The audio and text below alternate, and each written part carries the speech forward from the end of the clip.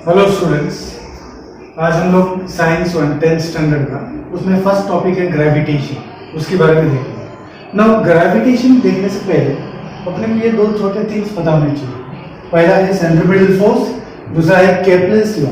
Fine. Now Kepler's ने 3 law दिए थे, केप्लर्स प्लैनेटरी लॉ हो गए। नाउ केप्लर्स लॉ पढ़ने से पहले हम लोग को सेंट्रीपिटल फोर्स क्या होता है देखना जरूरी है। तो सेंट्रीपिटल फोर्स मतलब ऐसा फोर्स जो बॉडी गोल गोल घूमते रहता है और उसको वो सेंटर की तरफ खींचता है, उस फोर्स को हम लोग बोलते हैं सेंट्रीपिटल फोर्स। तो उसके डेफिनेशन तो हम देखेंगे, उसके लिए एक छोटा सा एग्जांपल देखो। तो मैंने क्या किया, मेरे पास एक मार्कर है, उसको मैंने धागे से बांध दिया और इसको मैं ऐसे एक सेंटर इधर एक जगह पर पकड़ रहा और इसको ऐसे गोल गोल घुमा रहा हूँ। तो ये धागा के साथ उसको बाहर जाने नहीं दे रहा है। किसको बाहर जाने नहीं दे रहा है? इस मार्कर को। इसका मतलब क्या है, वो धागा उसको अंदर की तरफ खींच रहा है और ये पेन बाहर जाने की कोशिश कर रहा है। तो ऐसा गोल गोल गोल गोल मोशन हो रहा है। तो ये धागा उसको अंदर की तरफ खींच रहा है। That means that force is called as an centripetal force. तो सेंट्रीपिटल फोर्स का हम लोग डेफिनेशन देख लेंगे। सो स्टूडेंट्स, तो हम लोग अभी सेंट्रीपिटल फोर्स का डेफिनेशन देख लेते हैं। तो देखो सेंट्रीपिटल फोर्स का डेफिनेशन कैसा है। नाउ सेंट्रीपिटल फोर्स का डेफिनेशन क्या बताता है?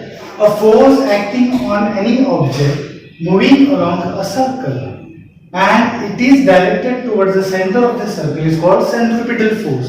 इसका मतलब क्या है?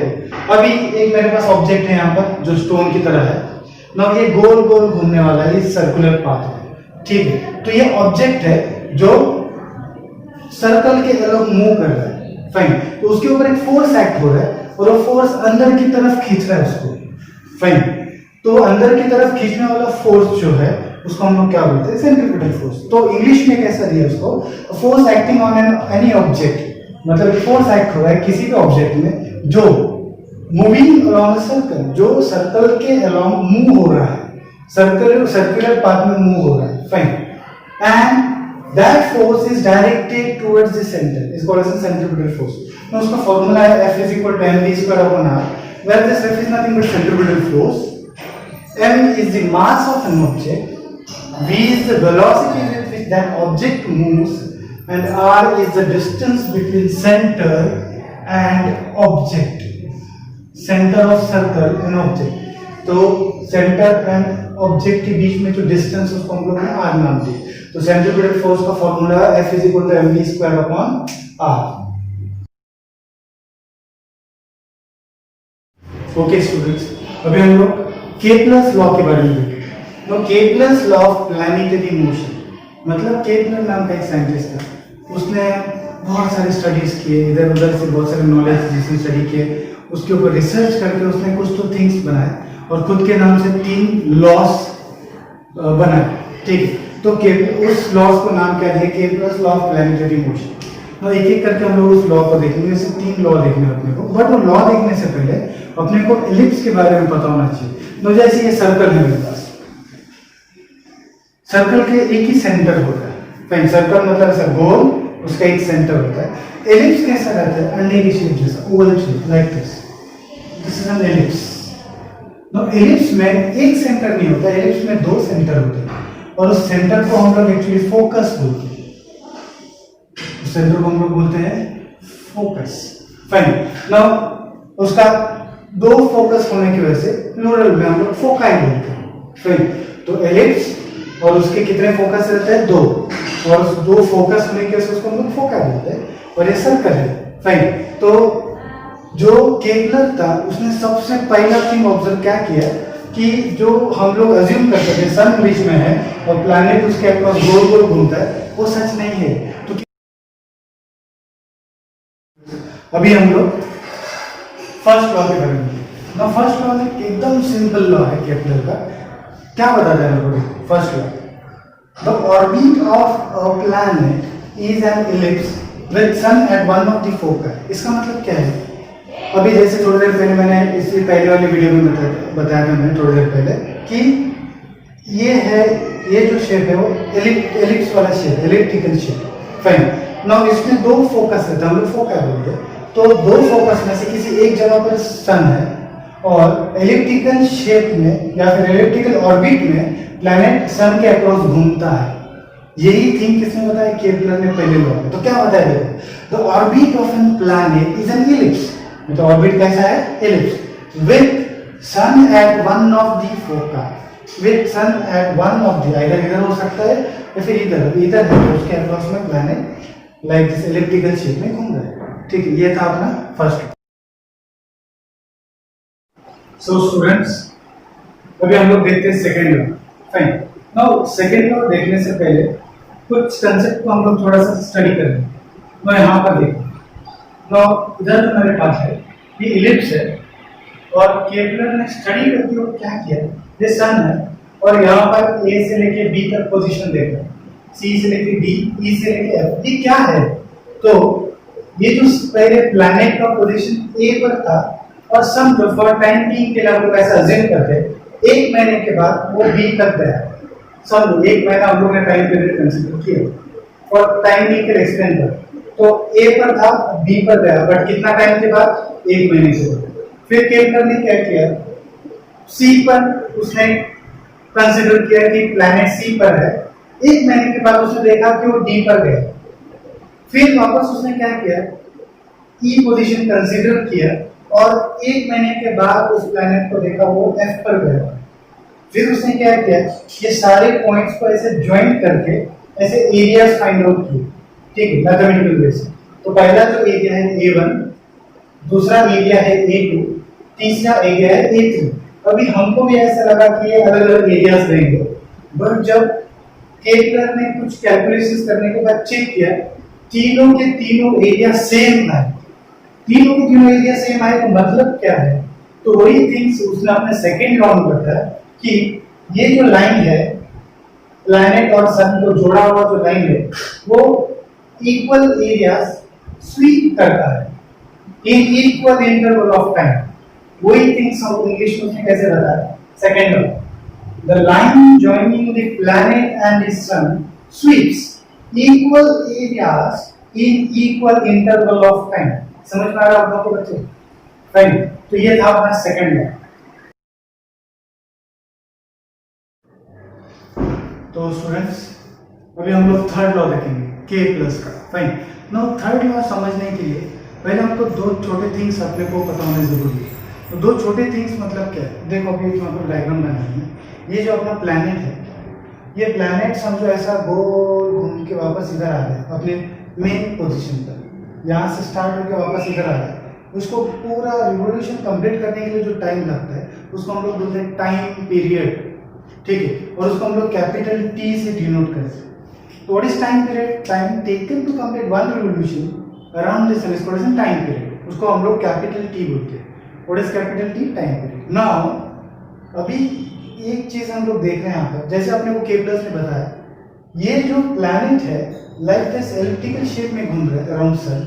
सो R1, R2, R3, R4 ये सब अलग अलग है। देखो फाइन, इसका मतलब जो distance between sun and planet, fine, इनका जो डिस्टेंस ये हर जगह पर अलग अलग दिखाई दे रहा है।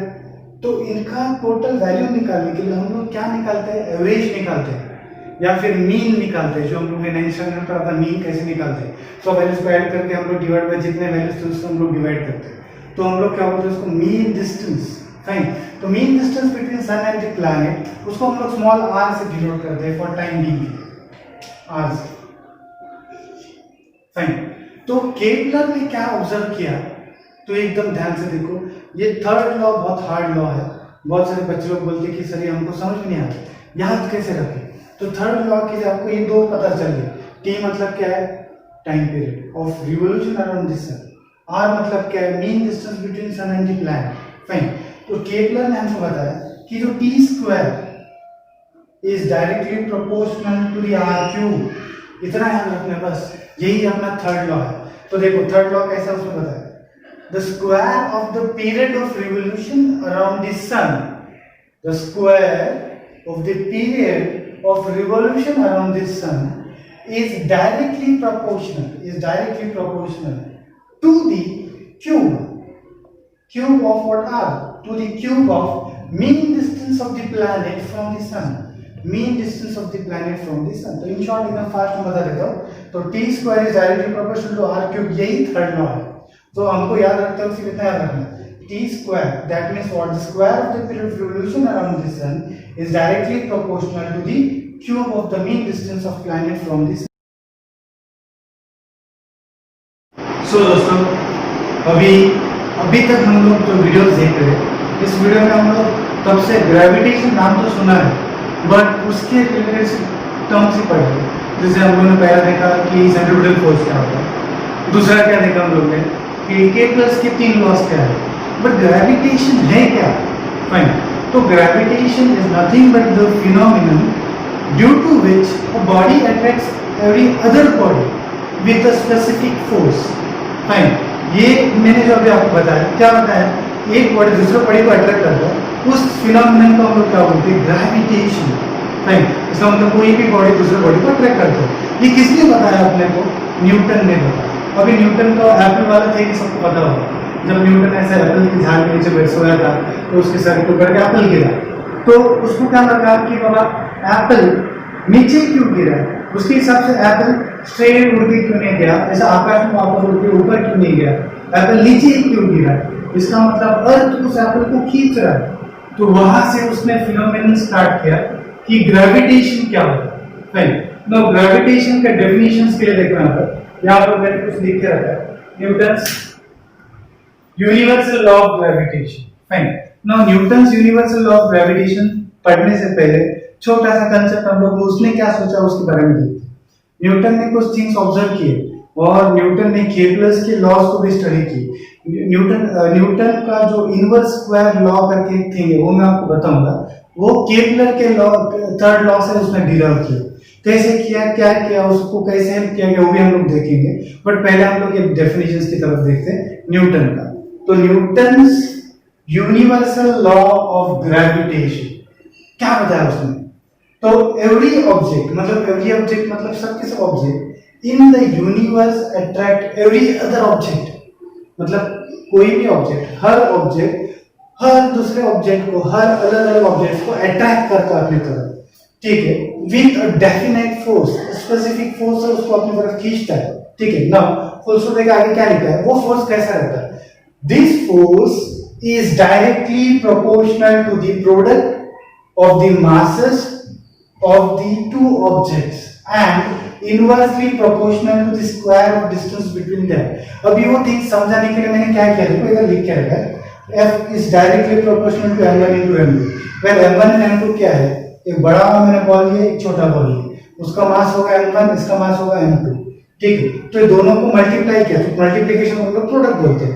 मतलब इनके बीच में जो फोर्स ऑफ अट्रैक्शन होगा, जो फोर्स ऑफ अट्रैक्शन को हम लोगों ने F नाम दिया है, F is directly proportional to m1 into m2, मतलब product of their masses, and inversely proportional to the square of distance between them, मतलब ये दोनों के बीच में जो डिस्टेंस है उसको मैंने r नाम दिया है, और उसका स्क्वायर, और इनवर्सली प्रोपोर्शनल है तो 1/, रहता है। तो ये दो थिंग को कंबाइन करके न्यूटन ने इधर लिखा, देखो, this force is directly proportional to the product of their masses of the two objects, product of the masses of two objects, मतलब ये thing, and inversely proportional to the square of distance between them। inversely proportional मतलब 1/r², ठीक है। अब ये दोनों को combine किया तो क्या मिल रहा है, F is directly proportional to m1 into m2/r²। Fine, अब ये जो थिंग है इसको हम लोग बोलते हैं inverse square law of Newton's. इसके बारे में हम लोग आगे देखेंगे। फाइन, नाउ यहां तक हम लोग आ गया। अभी हमको पता है कि अगर ये डायरेक्टली प्रोपोर्शनल का साइन हटा दिया तो इज इक्वल टू कांस्टेंट आता है। तो देखो इधर देखो, यहाँ F is equal to constant, तो कांस्टेंट को G नाम दिया, m1 into m2/r²। Fine, now where G is what, अभी m1 पता है, m2 पता है, R भी पता है, तो व्हाट इज G? तो G का वैल्यू है 6.7 into 10⁻11 और इसकी यूनिट है न्यूटन मीटर स्क्वायर पर केजी स्क्वायर। और इस G को हम लोग क्या बोलते हैं, यूनिवर्सल ग्रेविटेशनल कांस्टेंट। तो यूनिवर्सल ग्रेविटेशनल कांस्टेंट ये न्यूटन ने फाइंड आउट किया और उसने कैलकुलेशन से अपने को वैल्यू भी दिया, और उस वैल्यू का वो G का वैल्यू क्या है, कैपिटल G का वैल्यू 6.7 into 10⁻⁻11 और उसका यूनिट है न्यूटन मीटर स्क्वायर पर केजी स्क्वायर। ठीक है, तो that was all about universal law of gravitation. Now अब यूनिवर्सल लॉ ऑफ ग्रेविटेशन समझने के बाद हमको एक चीज तो पता चला कि ग्रेविटेशन क्या है। तो gravitation is nothing but the phenomenon due to which a body attract every other body in the universe with a constant force. ठीक है, that is all about gravitation till now.